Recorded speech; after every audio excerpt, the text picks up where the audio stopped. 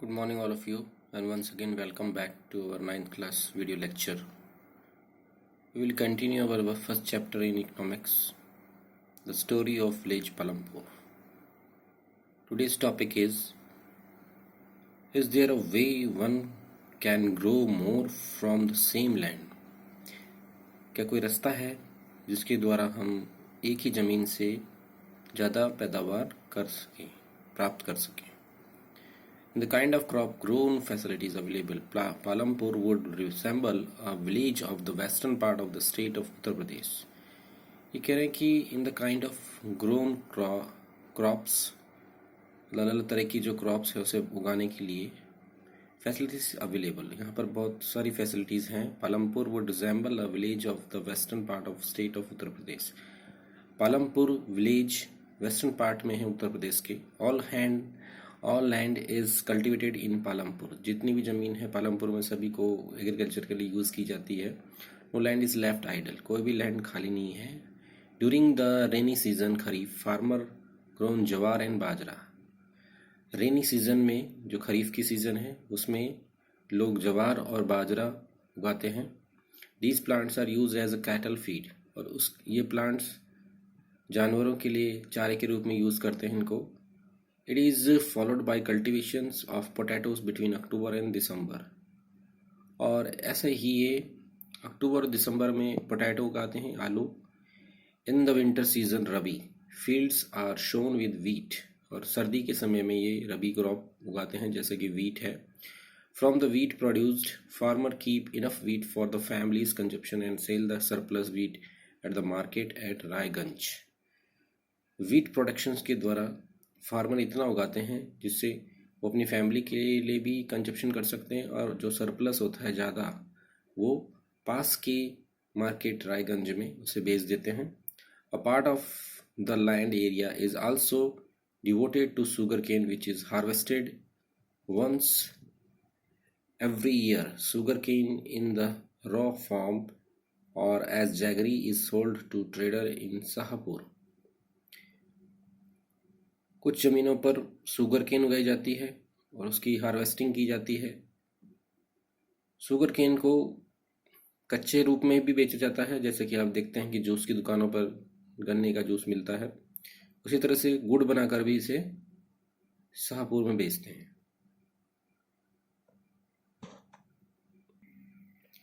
The main reason why farmers are able to grow 3 different crops in a year in Palampur is due to the well-developed system of irrigation. इसका एक महत्वपूर्ण कारण ये है कि यहाँ के पालमपुर के लोग एक साल में 3 क्रॉप्स उगा पाते हैं क्योंकि यहाँ पर इरिगेशन सिस्टम यानी सिंचाई के साधन बहुत अच्छे हैं. Electricity came early to Palampur. जैसा हमने पढ़ा है कि इलेक्ट्रिसिटी पालमपुर में आई थी पहले. Its major impact was to transform the system of irrigation. इसका जो असर पड़ा था वो सबसे ज़्यादा इरिगेशन को चेंज करने में था.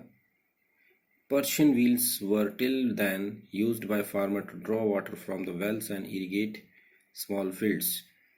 Persian wheel को अभी तक यूज़ करते थे ये लोग और उसमें से पानी निकाल करके छोटे छोटे खेतों में ये सिंचाई करते थे. People saw that the electric run to well could irrigate much large area of land more effectively.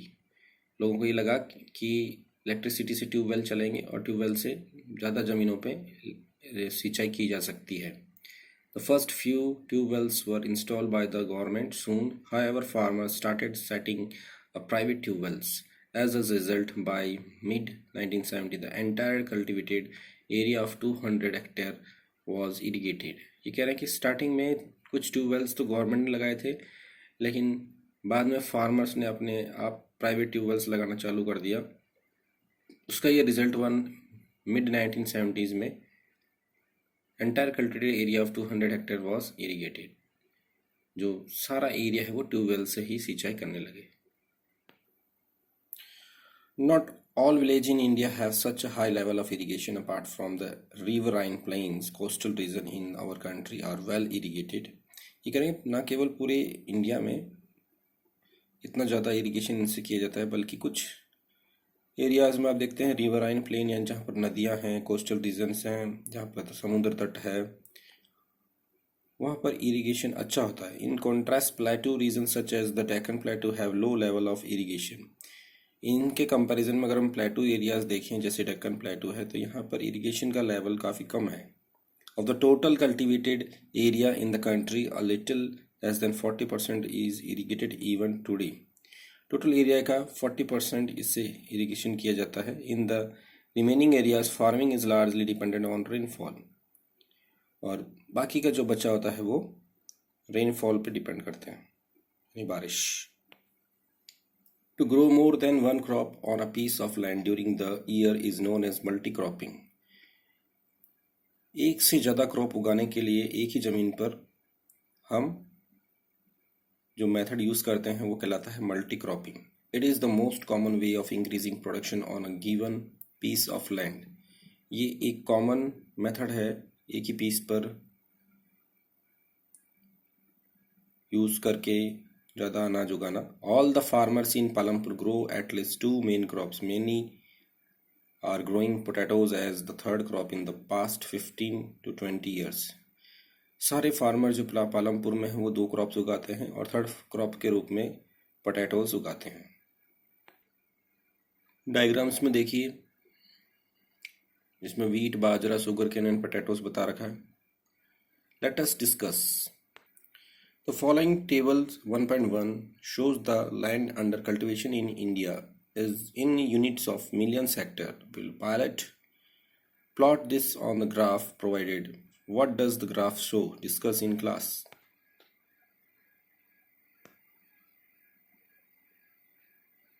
One point one देखिए, इसमें हेक्टेयर्स में कल्टिवेटेड एरिया बता रखा है। ग्राफ देखिए। Is it important to increase the area under irrigation? Why? क्या जो area है इरिगेशन में से बढ़ाना ज़रूरी है? हाँ ज़रूरी है, तभी तो क्रॉप्स ज़्यादा उगेगी।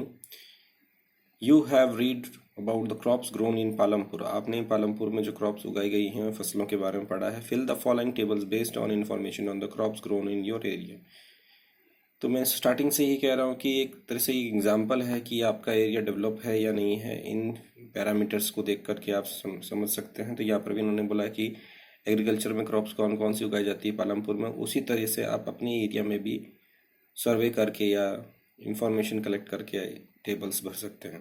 You have seen that one way of increasing production from the same land is by multi cropping. आपने देखा है कि एक तरीका है एक ज़मीन पे बहुत ज़्यादा फसल उगाने का, multi cropping. Other way is to use modern farming method.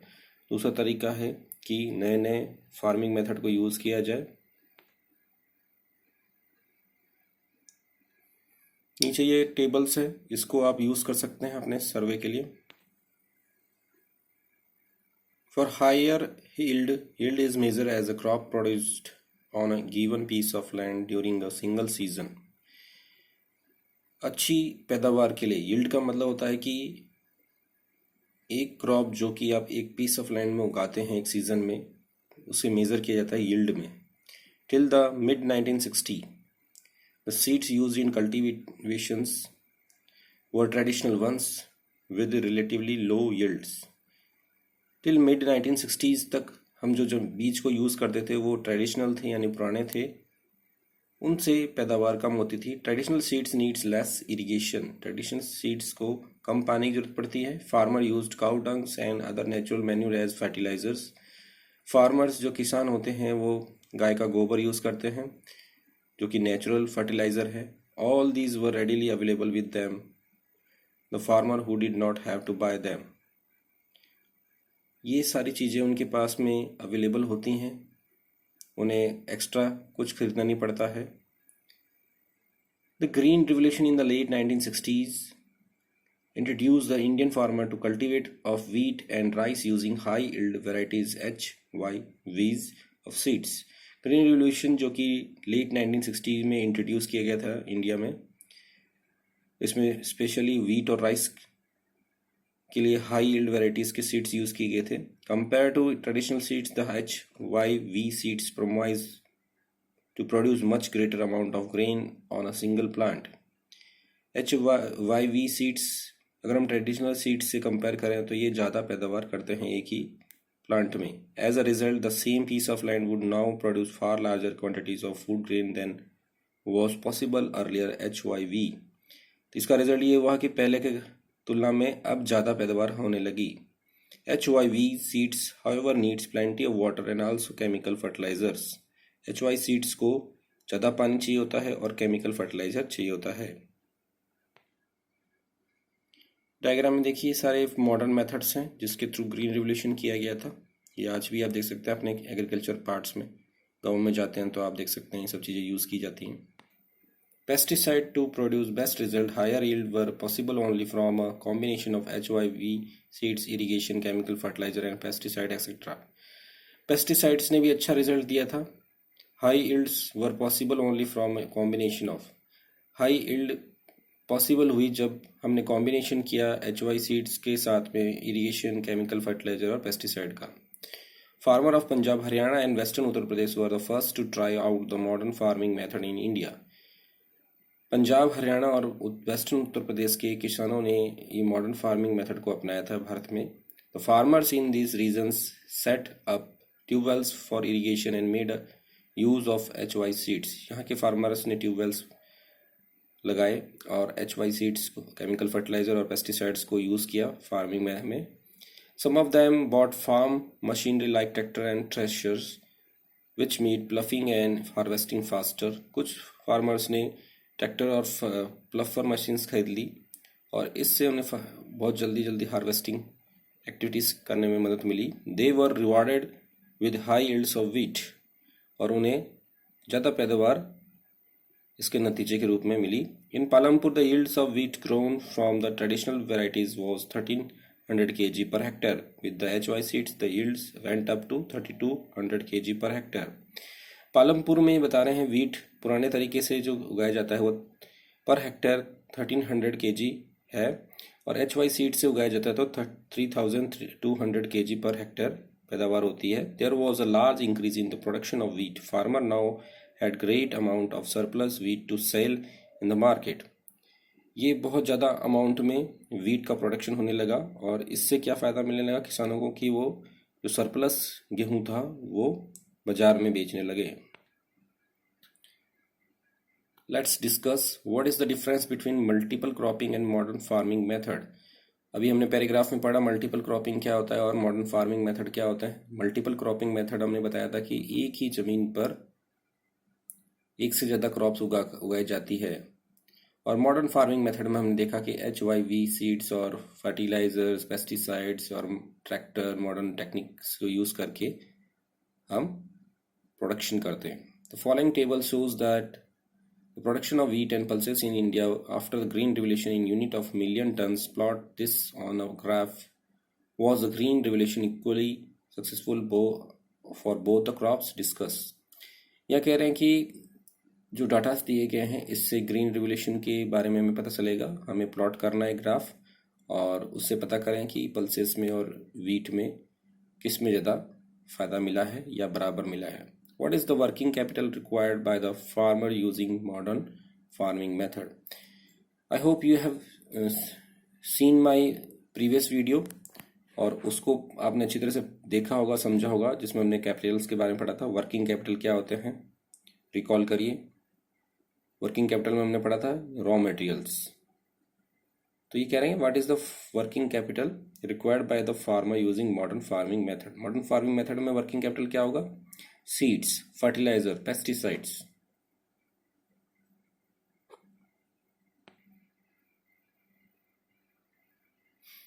Tables को देखिए, इस टेबल से आपको कंपेयर करना है कितना हुआ है. लेकिन इसमें कंपेयर करेंगे तो आपको मिलेगा कि पल्सेस हम कम उगा रहे हैं और वीट का प्रोडक्शन हम बढ़ा रहे हैं. एक और क्वेश्चन है modern farming method required the farmer to start the with more cash than before. Y?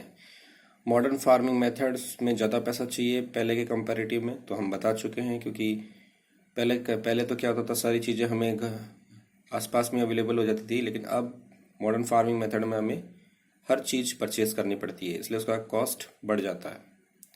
Suggest activity during your field visit, talk to some farmers of your region. आप अपने एरिया में फार्मर्स से बात करिए जब आप घूमते हैं। What kind of farming method, modern और ट्रेडिशनल और mixed, do the farmer use? Right a note. इस टाइप का मेथड वो यूज़ कर रहे हैं, मॉडर्न या ट्रेडिशनल या दोनों ही। इस पे नोट्स लिखिए। What are the sources of irrigation? उनके इरिगेशन के सोर्सेज क्या हैं?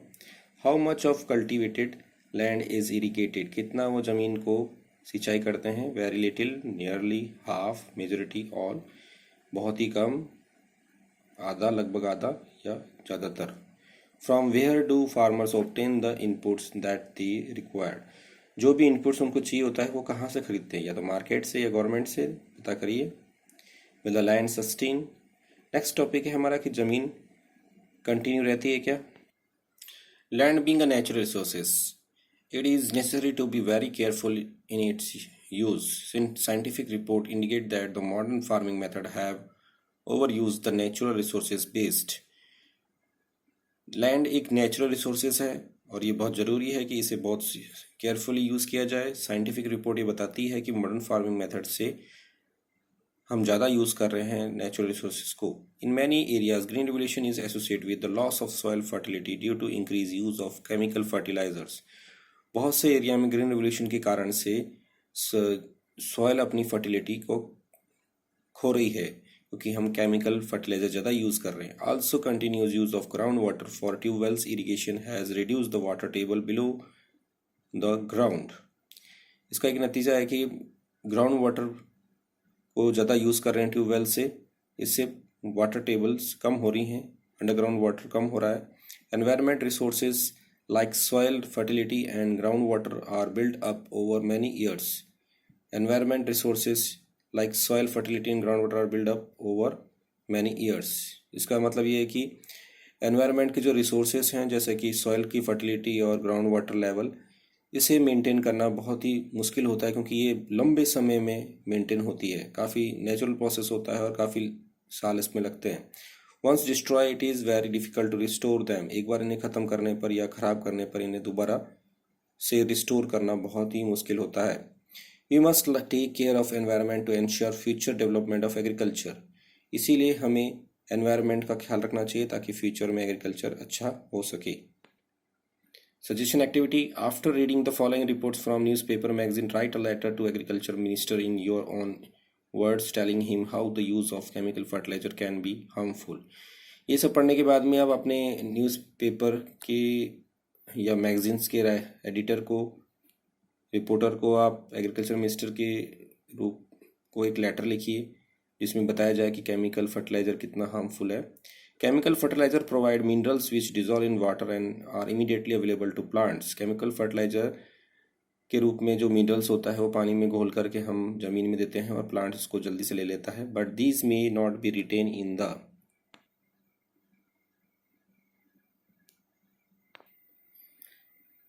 सॉइल फॉर लॉन्ग, यानी ये चीज़ें लंबे समय तक नहीं रहती सॉइल के अंदर। They may escape from the soil and pollute ground water, river and lake. ये मिट्टी में से होती हुई ग्राउंड वाटर लेवल को, रिवर को, लेक्स को पॉल्यूट करती है। Chemical fertiliser can also kill bacteria and other micro organisms in the soil. Chemical fertiliser bacteria और माइक्रो ऑर्गेनिजम्स को जो कि सॉइल में होते हैं उन्हें मार देते हैं। This means sometimes after their use the soil will be less fertile then ever before. इसका मतलब है कि कुछ समय बाद में ज़मीन कम उपजाऊ रह पाती है। The consumption of chemical fertilizer in Punjab is highest in the country. Chemical consumption fertilizer का पंजाब में सबसे ज़्यादा होता है। The continuous use of chemical fertilizer has led to degradation of soil health. इस वजह से कंटिन्यूस केमिकल फर्टिलाइजर को यूज़ करने से क्या हो रहा है, सॉइल की हेल्थ कमज़ोर होती जा रही है। Punjab farmers are now force to use more and more chemical fertilizer and other inputs to achieve the same production level. Punjab के जो फार्मर्स हैं उन्हें फोर्स हो रहा है कि वो ज़्यादा से ज़्यादा फर्टिलाइजर्स और जो भी एक्टिविटीज़ है केमिकल चीज़ें उन्हें ज़्यादा यूज़ करें ताकि वो प्रोडक्शन लेवल को बराबर कर सकें। This means cost of cultivation is rising very fast. इसका मतलब जो खर्चा है खेती पर वो बढ़ता जा रहा है। So students, this is the end of today's video. I hope you have like my videos and doing the question answers and maintain the notes. Also, if you have any query, please do in my comment section. I will try to solve it, and keep watching my videos. Thank and best of luck.